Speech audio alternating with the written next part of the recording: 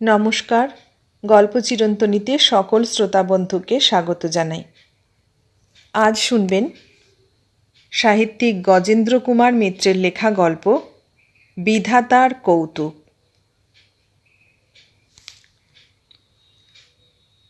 একে তো সেই বেলা 3টে থেকে স্টেশনে বসে আছি। রেল কোম্পানির এমন বন্দোবস্ত যে 3টের পর প্রথম গাড়ি এই রাত 9:30টায়। 5 মিনিটের কাজ ছিল এখানে, তার জন্যে পুরো 6.5 ঘন্টার সময় নষ্ট। তার ওপর যদি বা এ ট্রেন ঠিক সময় এলো, আপ ট্রেনের দেখা নেই। সুতরাং প্রতীক্ষার অবসান ঘটল না। যেহেতু আপ ডাউন দুটো ট্রেনই এখানে মেলবার কথা, সেহেতু এখানেই মেলাতে হবে। তা অপরটা আধ ঘন্টায় লেট হোক আর 1 ঘন্টায় লেট হোক। শুনলাম আপ ট্রেন সত্যিই প্রায় আধ ঘন্টা লেট। অনায়াসে এর পরের স্টেশনে মেল করানো যেত, কিন্তু রেল কোম্পানির কন্ট্রোল ঘরে যে মানুষগুলি বসে থাকেন, তাদের হিসেব আর আমাদের হিসেব বোধ করি এক পাটিগণিত ধরে চলে না। কাজেই ও আলোচনা থাক। বিরক্ত হয়ে উঠেছিলাম। শীতের রাত, 5টা না বাজতে বাজতে সন্ধ্যা নেমেছে। তখন থেকে অন্ধকারে বসে বসে মশা তাড়াচ্ছি। যখনকার কথা বলছি তখন স্বাধীনতা এসে গেছে, কিন্তু তখনও স্টেশনে এত বিজলি আলোর ঘটা হয়নি। তেলের আলো গাড়ি আসার মিনিট কতক আগে আগে জ্বালানো হয়, বাকি সময়টা জোনাকি ভরসা। গাড়িতে উঠে বসে থাকতেও ভালো লাগলো না। ভিড় যে খুব একটা বেশি ছিল তা নয়, কিন্তু বদ্ধ কামরার মধ্যে মুড়িসুড়ি দেওয়া মানুষগুলির গায়ের কাপড়ের আর বিড়ির গন্ধে ভেতরের বাতাস এমন ভারী হয়ে আছে, ঢুকলেই যেন দম বন্ধ হয়ে আসে। কাজেই যতটা পারা যায় বাইরে থাকার চেষ্টায় গাড়ির সামনেই পায়চারি শুরু করলাম। যাত্রী যারা, তারা ততক্ষণে প্রায় সবাই ভেতরে উঠে পড়েছে। 2টি চাওয়ালা ছোকরা ও একটি অদ্বিতীয় খাবারওয়ালা এতক্ষণ ঘুরছিল। তারাও নিজেদের কোটরে গিয়ে ঢুকেছে। প্ল্যাটফর্ম জনবিরল। তার মধ্যেই পায়চারি করতে করতে নজরে পড়ল আমার মতো আরও একটি প্রাণী ভেতরে না উঠে প্ল্যাটফর্মে অপেক্ষা করছে। তবে তার পায়চারি করার ইচ্ছা নেই। একটি কামরার সামনে স্থির হয়ে দাঁড়িয়ে আছে। সম্ভবত মালপত্র কিছু আছে সেখানে, নড়া সম্ভব নয়। অলস কৌতূহল, তবু আর কোনো কাজ না থাকাতেই কে মানুষটা দেখবার জন্যে পাশ দিয়ে বার 2 যাতায়াত করলুম। কিন্তু অন্ধকারে মুখ চোখ কিছুই ঠাওর হলো না। শুধু বুঝলুম যে যিনি দাঁড়িয়ে আছেন তিনি মহিলা, এবং সম্ভবত বয়স্কা হবেন, কারণ পরিধানে সাদা কাপড়। পাড় আছে কিনা দেখা গেল না ঠিক, তবে থাকলেও খুব চওড়া কিছু নয়। ইতিমধ্যে আমাদের যন্ত্রণার অবসান আসন্ন হয়ে এসেছে। দূর দিগন্তে আলোর আভাস আপ ট্রেনের আবির্ভাব ঘোষণা করছে। চাওয়ালা ছেলে দুটি উনুনের পাশে কেটলি রেখে আগুন পোয়াচ্ছিল। তারা আবার ভাঁড়ের বালতি নিয়ে প্রস্তুত হয়ে দাঁড়ালো। খাবারওয়ালার কাঁধে খাবারের বাক্স ও জলের বালতি গুছিয়ে তুলে নিল। তারা নেই। যে গাড়ি আসছে সে গাড়ি না ছাড়লে আমাদের গাড়ি ছাড়বে না। অলসভাবে দাঁড়িয়ে দেখছি দূরের আলোর বিন্দুটি ক্রমশ কেমন করে বড় হতে হতে কাছে ছুটে আসছে। গাড়ি দেখা যাচ্ছে না, শুধুই চোখ ধাঁধানো একটা আলো। আরও কাছে আসতে আর চেয়ে থাকা গেল না। চোখটা বাঁচাতেই ফিরে দাঁড়ালুম, আর সঙ্গে সঙ্গে চোখে পড়ল সেই উজ্জ্বল আলো মহিলাটির মুখে এসে পড়েছে। দাঁড়িয়ে আছেন আমাদের রানী বৌদি। একই সঙ্গে দুজনে দুজনকে চিনতে পারলুম। রানী বৌদি বোধহয় আগেই দেখেছেন, তবু আলো আঁধারিতে একেবারে নিশ্চিত হতে পারেননি। আমার মুখ দিয়ে রানী বৌদি বেরিয়ে যাবার সঙ্গে সঙ্গেই তিনিও বলে উঠলেন, সুব্রত, আপনি এখানে কোথায় এসেছিলেন? প্রায় রুদ্ধশ্বাসে প্রশ্ন করি। আর কোনো প্রশ্ন খুঁজে না পেয়ে অথবা কোনটা করা উচিত বুঝতে না পেয়ে। সহস্র প্রশ্ন করা চলত, অসংখ্য প্রশ্ন গলার কাছে ঠেলাঠেলি করছে বলেই বোধহয় কোনোটা করতে পারলুম না। তিনি কিন্তু খুব সহজভাবেই নিলেন কথাটা, নিতান্ত সহজভাবেই জবাব দিলেন, আমি এখানের মেয়ে স্কুলে চাকরি করি, তুমি? আশ্চর্য, আমিও এখানের ছেলেদের স্কুলেই একটা কাজে এসেছিলাম। ইতিমধ্যেও গাড়ি এসে দাঁড়িয়েছে, প্রায় সঙ্গে সঙ্গেই ঘণ্টাও পড়ে গেছে ছাড়ার। এবার এ গাড়ি ছাড়বে। বললুম, যাই এখন, গাড়ি বোধহয় ছাড়বে এবার। আপনি থাকেন কোথায়? কোথায় যাচ্ছেন? আমি থাকি 2 স্টেশন পরে। গাড়ি নেই বলে প্রতিদিনই এত রাত হয় প্রায়, তাই এখানে একটা কোচিং ক্লাস সেরে যাই, সেখান থেকেই যাতায়াত করি। তা তুমি কোথায় যাবে? এখানেই ওঠো না? মেয়ে কামরা বটে, তবে কেউ নেই আজ। আমার একটু ভয় ভয়ই করছিল। তুমি উঠলে তো ভালোই হয়। তুমি নিশ্চয় কলকাতা ফিরবে? না, আজ কাটোয়া নামব। তা চলুন, এখানেই ওঠা যাক। উঠে সামনাসামনি বসলুম, গাড়িও ছাড়ল। কিন্তু তখনই কেউ কোনো কথা বলতে পারলুম না। দীর্ঘকাল পরে দেখা, এতকাল কোনো খবরই রাখি না কেউ কারো। শেষ যে দেখা 12 বছর আগে, তার স্মৃতিটা আদৌ রুচিকর বা আলোচনাযোগ্য নয়। রানী বৌদি আমার এক দূর সম্পর্কের মাস্তুতো ভাইয়ের স্ত্রী। সম্পর্কটা খুবই দূরের, আর দেখাশুনো এত অল্প দিনের যে কোনো স্মৃতিই কোনো পক্ষের মনে থাকার কথা নয়। তবু যে মনে আছে তার কারণ ওই বিশ্রী ঘটনাটা। আমার দাদাটি পাড়া গাঁয়ের ছেলে, লেখাপড়ার বালাই বিশেষ ছিল না তার। তেমনি পুরুষ মানুষের যে চরিত্র ঠিক রাখতে হয় এমন কোনো কুসংস্কার ছিল না। বেশ কিছু জমি জমা ছিল ওদের, সচ্ছল সংসার, সুখেই দিন কাটত। বদখেয়ালি করার অবসরও ছিল প্রচুর। রানী বৌদি শহরের মেয়ে, বিশেষ পশ্চিমে মানুষ। বাবা ছিলেন মিরাটের সরকারি চাকুরে। হঠাৎ অসময়ে মারা যেতে কলকাতায় এসে মামাদের গলগ্রহ হয়ে পড়েছিলেন। সে মামার নিজের 3টে মেয়ে ছিল, তার ওপর এই ভাগ্নি এসে জোটাতে দিশাহারা হয়ে গেলেন। বলতে গেলে সামনে যাকে পাওয়া গেল সেই পাত্রেই বিয়ে দিয়ে দিলেন। তবু নিজের মেয়েদের আগেই ভাগ্নিকে পাত্রস্থ করেছিলেন। স্বঘরের সম্পন্ন অবস্থায় সুশ্রী ছেলে, খুব খারাপ বিয়ে দিয়েছিলেন তাও কেউ বলতে পারবে না। এ পর্যন্ত আমাদের সঙ্গে পরিচয় বিশেষ ছিল না। বিয়ের পর কি একটা উপলক্ষে যোগেশদার মা বউ নিয়ে আমাদের বাড়ি এসে দিন কতক ছিলেন। আমার মায়ের খুব পছন্দ হয়েছিল বউকে, সম্ভবত বউয়েরও।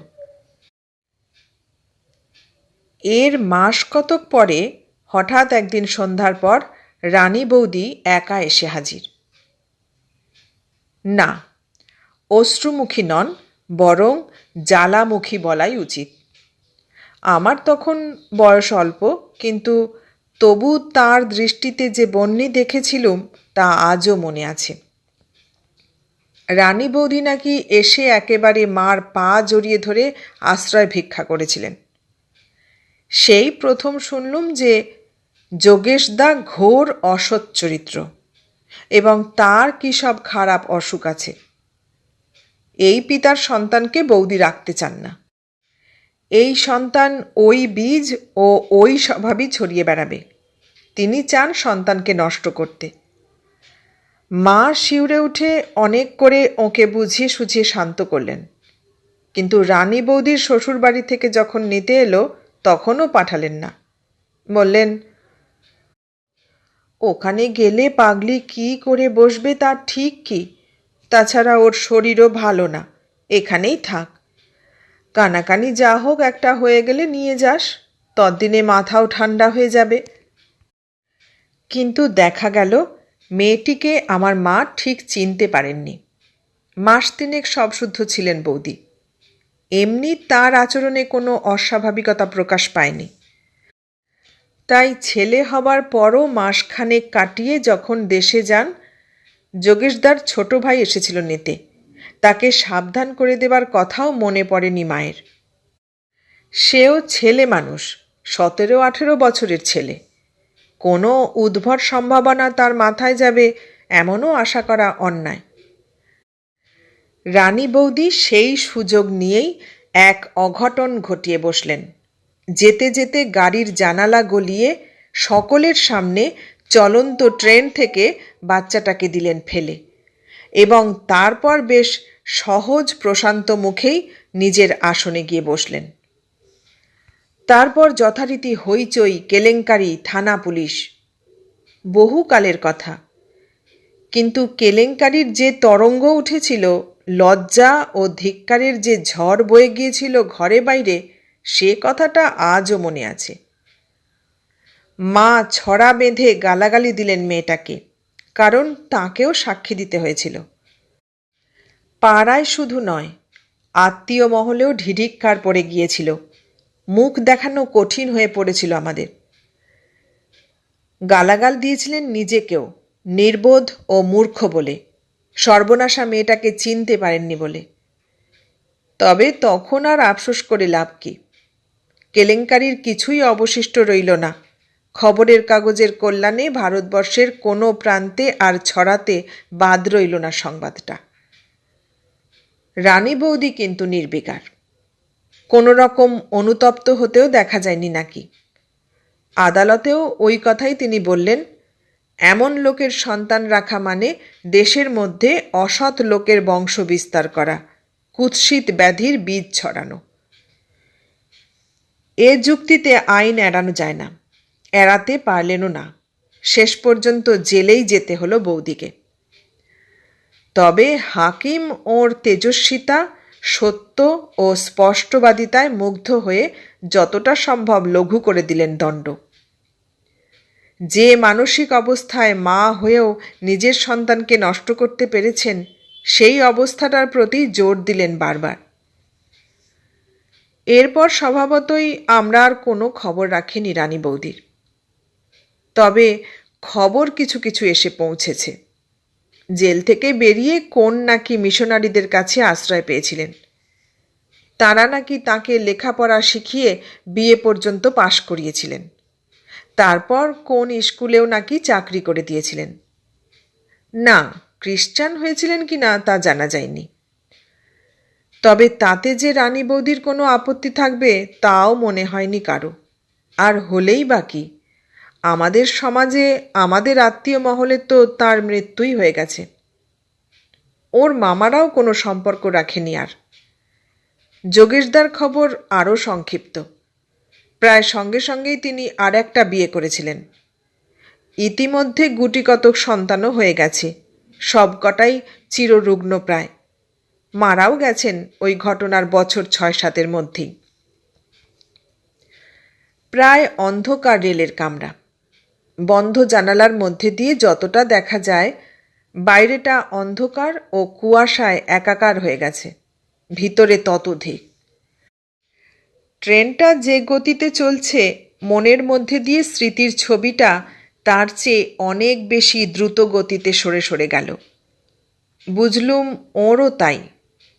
দুজনেই একটা অস্বস্তি বোধ করতে লাগলুম, অথচ কী বা করা যায়। কোন প্রসঙ্গ তোলা যায় তাও যেন হঠাৎ মনে পড়ল না। শেষে আবারও একটা মামুলি প্রশ্নই করে বসলুম। আসলে যে কোনো উপায় হোক এই অস্বস্তিকর নীরবতা ভাঙা দরকার।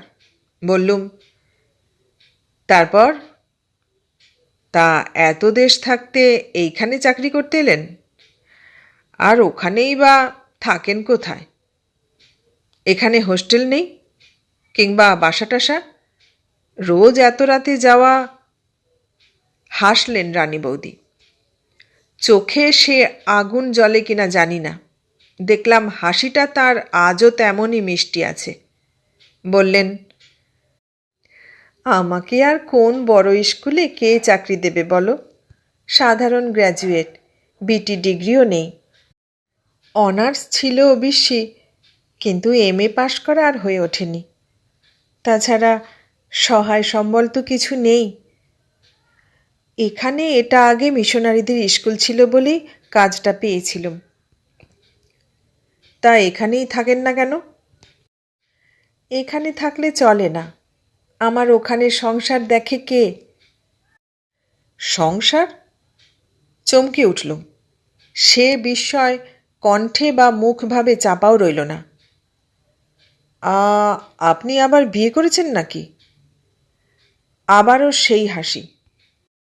দূর পাগল, আমাকে আবার কে বিয়ে করবে? জেলখাটা দাগি আসামি, তাই বিধবা। কেন, বিয়ে না করলে কি আর সংসার থাকতে নেই? এক গাদা ছেলে মেয়ে আমার। এবার আর অনাবশ্যক বোধেই প্রশ্ন করলুম না। নির্বাক বিস্ময়ে তাকিয়ে রইলুম শুধু। তবে কি বোধহয় অনুক্ত প্রশ্নটা আমার চোখ দেখেই অনুমান করে নিলেন রানী বৌদি। বললেন, না, অবৈধ সন্তান নয়। দস্তুর মতো স্বামী দেবতা মশাইয়ের বিবাহিতা ধর্মপত্নীর সন্তান। তোমারই ভাইপো তারা, তোমার যোগেশদার ছেলে মেয়ে। কিছুক্ষণ অবাক হয়ে চেয়ে থাকি তার মুখের দিকে। আজ বুঝি বিস্ময়েরও শেষ হবে না, হেঁয়ালিরও না। যোগেশদার ছেলে মেয়ে? তাঁর ছেলে মেয়ে আপনি মানুষ করছেন? সে কি করে হবে? হবে কি, হচ্ছে তো। এবার একটু যেন অপ্রতিভের হাসি ফুটে উঠল তার মুখে, যেন কোনো গর্হিত কাজ করে ফেলেছেন এমনই একটা লজ্জা। বললেন, তোমার যোগেশদা এই বিয়ে করার পরই পৃথক হয়েছিলেন। পৈতৃক সম্পত্তি যা পেয়েছিলেন তা মরার আগেই দুহাতে উড়িয়ে দিয়ে গিয়েছিলেন। মরবার পর সমস্ত পরিবারটা পথে বসেছিল প্রায়। এইখানে তোমার নতুন বৌদির, মানে আমার সতীনের বাপের বাড়ি। অগত্যা এখানে এসেই উঠেছিলেন তারা, কিন্তু অবর্ণনীয় দুর্গতিতে দিন কাটছিল। ওদের অবস্থাও তো ভালো ছিল না, নইলে অমন পাত্রে মেয়ে দেবে কেন? আমি এখানে চাকরি করতে এসে এই ফ্যাসাদে জড়িয়ে পড়লুম আর কি। কানে শুনে একের পর এক লোক এসে যখন বলতে থাকে পেটে ভাত নেই, পরনে কাপড় নেই, পড়াশোনা তো কল্পনাতীত, তখন আর চুপ করে থাকতে পারি কই? হাজার হোক শ্বশুরের বংশধর। যাই করে থাকি, ডাইভোর্স তো হয়নি, ধর্মান্তরও হয়নি। আমি এখন ওখানেই থাকি, রাঁধা ভাতটা পাই দুবেলা, আমার লাভ ওইটুকু আর কি। গল্প করতে করতে কখন মাঝের স্টেশন পার হয়ে গেছে লক্ষ্য করিনি। এবার রানী বৌদির স্টেশন কাছে আসছে। তিনি উঠে দাঁড়িয়ে তেমনি একটু লাজুক লাজুকভাবে হেসে বললেন, মনে মনে খুব হাসছ না? একেই বোধহয় প্রকৃতির প্রতিশোধ বলে, নাকি ঈশ্বরের বিচার, কি বলবে? বিচার হলে খুবই সূক্ষ্ম বিচার বলতে হবে, নিক্তির তৌলে মাপা। তারপর নামতে নামতে আর একটু হেসে বললেন, ছোটটা আবার এমন ন্যাওটা হয়েছে, যত রাতই হোক জেগে বসে থাকে। আচ্ছা চলি, যদি কখনো এসো তো এদিকে ঘুরে যেও। আচার্যদের বাড়ি বললেই সবাই দেখিয়ে দেবে। আমার কেউ না হলেও তোমার আত্মীয় তো।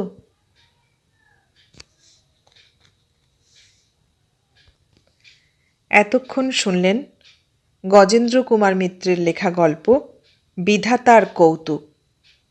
কেমন লাগলো গল্পটা? ভালো লাগলে লাইক, কমেন্ট, শেয়ার করবেন। আর নতুন বন্ধু হলে সাবস্ক্রাইব করার অনুরোধ রইল। সবাইকে অনেক ধন্যবাদ জানিয়ে আজ এখানেই শেষ করলাম।